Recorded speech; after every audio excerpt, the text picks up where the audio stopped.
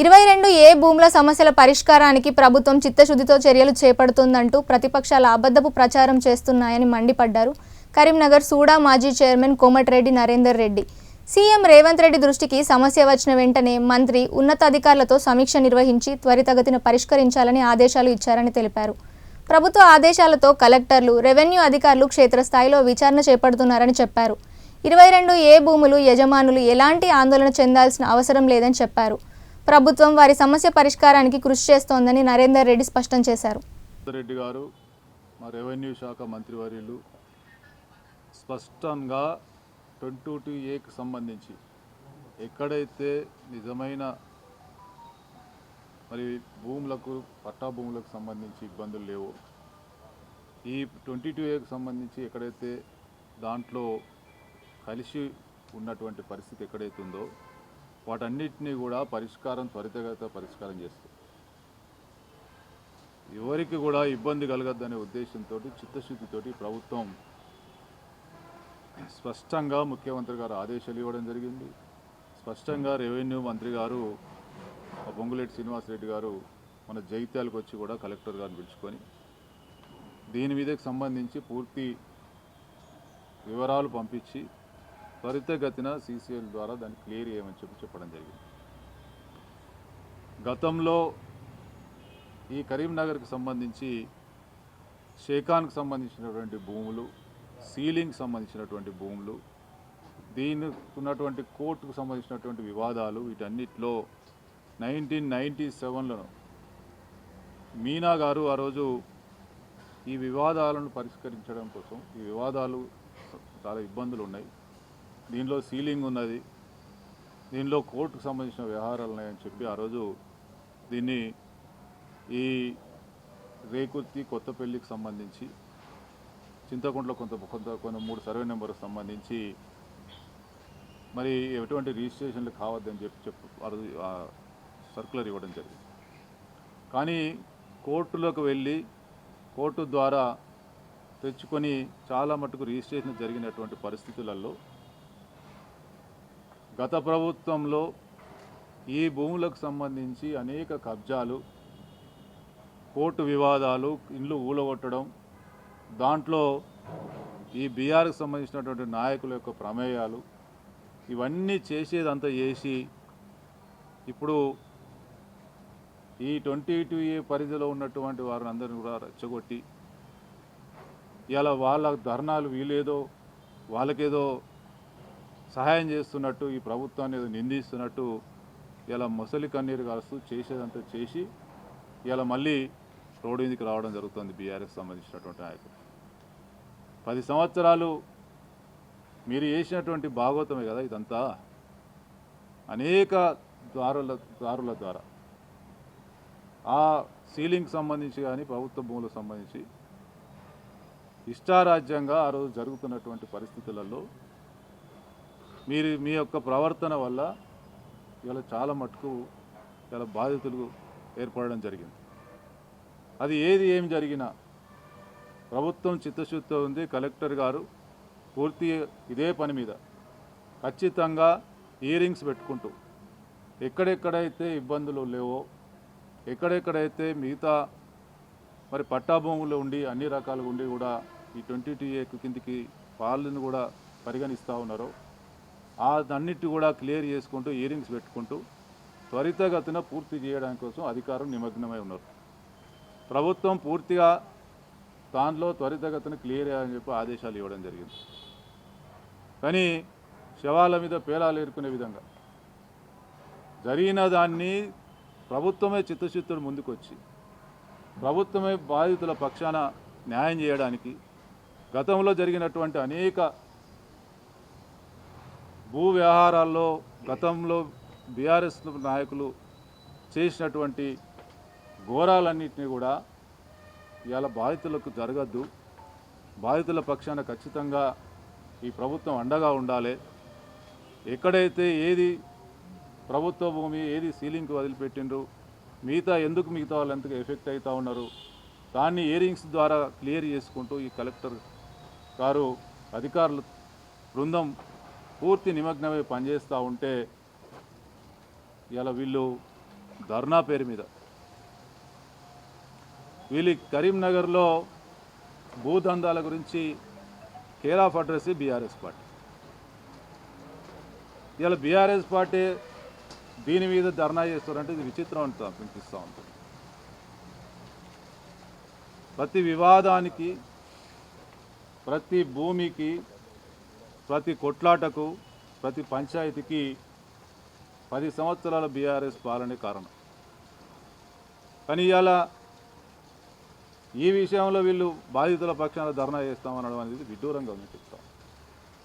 ఈ ప్రభుత్వం తప్పకుండా ఏ ఒక్కరికి అన్యాయం జరగకుండా స్పష్టమైన ఆదేశాలతోటి కలెక్టర్ గారు, అధికార బృందం ఎక్కడికక్కడ ఒక్కొక్క సర్వే నెంబరు, ఒక్కొక్క బాధితులకు సంబంధించినటువంటి దాన్ని హియరింగ్స్ ద్వారా స్పష్టంగా వారికి భవిష్యత్తులో ఎటువంటి ఇబ్బందులు కలగకుండా త్వరితగతిన ఒక్కదాని తర్వాత ఒకటి క్లియర్ చేయడానికి ఒక్కసారి దీన్ని మొత్తం మీరు ఏమైనా చేసుకోపోరంటే కూడా కాదు. దీంట్లో కొంత ప్రభుత్వ భూములకు సంబంధించిన వ్యవహారం ఉంది. కోర్టు ద్వారా కొన్ని తెచ్చుకొని అధికారులకు సంబంధం లేకుండా డైరెక్ట్ రిజిస్ట్రేషన్లు జరిపించుకొని రకరకాలైనటువంటి పరిస్థితులు ఉన్నాయి. వీటన్నిటిని కూడా క్లియర్ చేసుకుంటూ ఏ ఒక్కరికి కూడా అన్యాయం జరగకుండా ఈ ప్రభుత్వం చిత్తశుద్ధితో ముందుకెళ్తూ ఉంటే 10 సంవత్సరాలు ఈ కరీంనగర్లో పరిపాలన చేసినటువంటి బీఆర్ఎస్ పార్టీకి సంబంధించినటువంటి నాయకులు ఇలా 3500 అప్లికేషన్లు వస్తే అందులో భాగస్వాములంతా కూడా గతంలో బీఆర్ఎస్ పనికి సంబంధించినటువంటి నాయకులు, కార్పొరేటర్లు, రకరకాల నాయకులు. జైలుకి వెళ్ళింది వీళ్ళే. ఇదే రేకుర్తి భూమికి సంబంధించినటువంటి జైలుకి వెళ్ళిండ్రు. ఇట్లా వీళ్ళ యొక్క ప్రభావం, వీళ్ళు దీనిలో అన్ని రకాలుగా ఇన్వాల్వ్ అయ్యి మళ్ళీ వీళ్ళు ఇప్పుడు సత్యపూసలు అయినట్టు, ప్రభుత్వం ఏదో తప్పు చేసినట్టు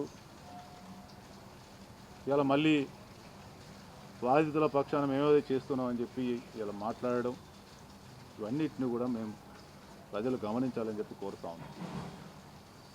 ఇలా దొంగ అని అరిచినట్టుంది. కాబట్టి ఈ ప్రభుత్వం ఈ 20TA సంబంధించి రేకుర్తి కానీ, కొత్తపల్లి కానీ, చింతకుంట కొంత ఒక 3 సర్వే నెంబర్కి సంబంధించి, రేకుర్తి దాదాపు 127 సర్వే నెంబర్ నుంచి, కొత్తపల్లి 7 సర్వే నెంబర్కి సంబంధించినటువంటి ఎవరైతున్నారో వీళ్ళందరి పక్షాన ఈ ప్రభుత్వం చిత్తశుద్ధితోటి మీకు సంబంధించినటువంటి సర్వే నెంబర్లో మీరు ఉన్నటువంటి పొజిషన్స్లో ఖచ్చితంగా వివరంగా భవిష్యత్తులో మీకు ఎటువంటి ఇబ్బందులు కలగకుండా ఇక మళ్ళీ ఒకటేసారి క్లోజ్ చేసే విధంగా కలెక్టర్ గారు స్పష్టంగా హియరింగ్స్ పిలుచుకుంటూ క్లియర్ చేస్తూ ఉన్నారు. దీని వివరాలు సీసీఎల్కి పంపించడం జరుగుతుంది. తద్వారా ఎటువంటి ఇబ్బందులు కలగకుండా భవిష్యత్తులో చూసే బాధ్యత ఈ ప్రభుత్వం తీసుకున్నది. మీరు ఎవరో వచ్చి మీకు మద్దతు 2 సంవత్సరాల కాల పరిమితిలో అనేక అభివృద్ధి కార్యక్రమాలు చేపట్టడం జరిగింది. అభివృద్ధి కార్యక్రమాల్లో భాగంగా కొంతమంది మరి దాని వెనుక ఏ పార్టీ ఉన్నాడో ఎవరున్నాడో మనకు తెలియదు, దాన్ని కూడా వెలికి తీస్తాం. కానీ ఎట్లున్నదంటే దున్నపోతు ఈనిందంటే దుడ్డుని కట్టేయమన్నట్టున్నారు. దున్నపోతు ఎందుకు ఈనింది అంటే మరి దున్నపోతు ఎందుకు ఇంతదా అని అడిగేటోడు ఉండాలి. కానీ సరే దుడ్డుని కట్టేయంటే అనటోనికన్నా తెలివి ఉండాలి, ఈ కట్టేయమన్నట్టుకన్నా తెలివి ఉండాలి. కొన్ని ఇవాళ ఒక దానిలో వచ్చింది ఏమని 15 లక్షలతోటి జ్యోతిబాపులే మన యూనివర్సిటీ ముంగట ఉన్నటువంటి ఐలాండ్ సుందరీకరణకు సంబంధించి 15 లక్షలతోటి అది చేసిండ్రు. దానిలో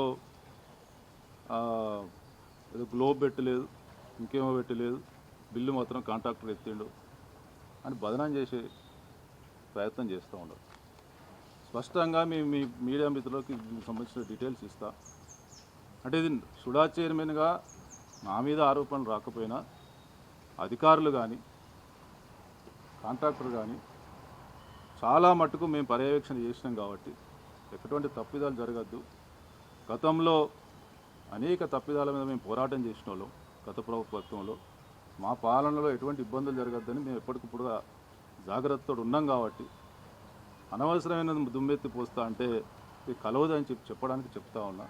ఖచ్చితంగా దీనికి సంబంధించిన డీటెయిల్స్ మీకు వాట్సాప్లో పెడతాం, గ్రూప్లో పెడతాం. కేవలం ఆ ఐలాండ్ను పగలగొట్టడానికి, మట్టి పనికి, కాంక్రీట్ వేయడానికి ఇవన్నిటికి సంబంధించి 12 లక్షల బిల్లు మాత్రమే అయితే కాంట్రాక్టర్కి వచ్చింది 10 లక్షలు. దీనిలో గ్లోబ్ లేదు, స్టూడెంట్కి సంబంధించినది లేదు, అది మాకు సంబంధమే లేదు. దానిలో కూడా దీన్ని ఒక గ్లోబ్ పెడుతున్నాం అన్నట్టు దీనికి చేసి దీన్ని వైరల్ చేసే ప్రయత్నం చేస్తూ ఉన్నాం. అసలు గ్లోబ్కి సంబంధం లేదు, దేనికి సంబంధం లేదు. ఇంకా 4,90,000 సంబంధించిన ప్రపోజల్ ఓ వ్యక్తి ఎవరో ఆర్టీఐ ద్వారా తీసుకోమంటే మేము కూడా ఇవ్వమని చెప్పినాం మా డిపార్ట్మెంట్కి సంబంధించి. దానిలో ఏముందంటే 4,90,000 ఫర్దర్ డెవలప్మెంట్ కోసం పెట్టడం. కానీ అది కూడా పెట్టినట్టు, ఆ పైసలు ఆల్రెడీ తీసుకున్నట్టు ఇటువంటి రాతలు రాస్తే ప్రజలను తప్పుదో పట్టిస్తా అంటే, అటుకనే దుమ్ము బురద పూస్తా అంటే అది మంచి పద్ధతి కాదని చెప్తా ఉన్నాను. ఆ 4,90,000కు సంబంధించి ఇంతవరకు అది కానేలేదు. అది ఇంకా గ్రౌండింగ్ కాలేదు, టెండర్ కాలేదు, దానికి ఈయన అగ్రిమెంటే కాలేదు. అయినా కూడా పాపం కాంట్రాక్టర్ ఎట్లా ఇస్తారు కదా అని చెప్పి రైలింగ్ పెట్టి, ఇంకా రైలింగ్ కూడా బిల్ ఇవ్వలేదు. ఇప్పుడు కాంట్రాక్టర్ మా దగ్గర ఉల్టా తిరుగుతాడు, సార్ మీరు ఎట్లా ఇస్తామని చెప్పి అన్నారు, మీరు రైలింగ్ పెట్టినా వచ్చిన దానికన్నా ఎక్కువ పైసలు అయినా, ఖర్చు ఎక్కువైంది, నా సంగతి ఏంటంటే మేము వదికి మొత్తుకుంటా ఉంటే మా ఏడుపు మాకుంటే అవతల ఉండి ఏడుపు అవతల అనుకున్నారు. అవతల ఉండి ఏడిపోయింది, ఎట్లా దుమ్మే బురద వేయాలని అవతల ఏడుపుకున్నారు. అరే పాపం కాంట్రాక్టర్ చేసిన దానికన్నా ఎక్కువ పని చేసిండు, పైసలు ఎట్లు ఇవ్వాలని మా ఏడుపున్నారు. అంటే నేను ఏమంటున్నా, ఇటువంటి పిచ్చి ప్రలాపనలు, పిచ్చి ప్రయత్నాలు మానుకోమని చెప్తాను ఆడవడని ఉంటే. ఇంకోటి మొన్న ఎక్కడనో ఆ లైట్లు, ఐమాస్ లైట్లు అనేది రాసిండు. ఐమాస్ లైట్లకు సంబంధించి స్పష్టంగా గవర్నమెంట్ సర్టిఫైడ్ మ్యానుఫ్యాక్చరర్కి సంబంధించినటువంటి ఏదైతే లిస్ట్ ఉంటుందో ఆ లిస్టుకు ఉన్నటువంటి బ్రాండ్ మాత్రమే ఐమాస్ లైట్ పెడతారు. ఆ బ్రాండ్ సంబంధించినటువంటి సర్టిఫైడ్ కాపీ ఏదైతే ఉందో అవి ఖచ్చితంగా మా ఆఫీసులో ఇస్తారు. దాని మీద కూడా క్వాలిటీ కంట్రోల్ ఉంటుంది. మళ్ళీ వాళ్ళ సర్టిఫైడ్ కాపీ వచ్చిందా లేదా, ఆ బ్రాండ్ పెట్టిందా లేదా, పెడితేనే బిల్ వస్తుంది. ఎక్కడిదో ఫోటో, మాకు సంబంధం లేని నాకతెవరొస్తా ఫోటో వేసి ఆ ఫోటోని మేమే సుడావాలు పెట్టినట్టు చూపించి, ఇటువంటి కొంతమంది అన్ని ప్రాంతాలలో ఆర్టీఏ యాక్ట్ అనేది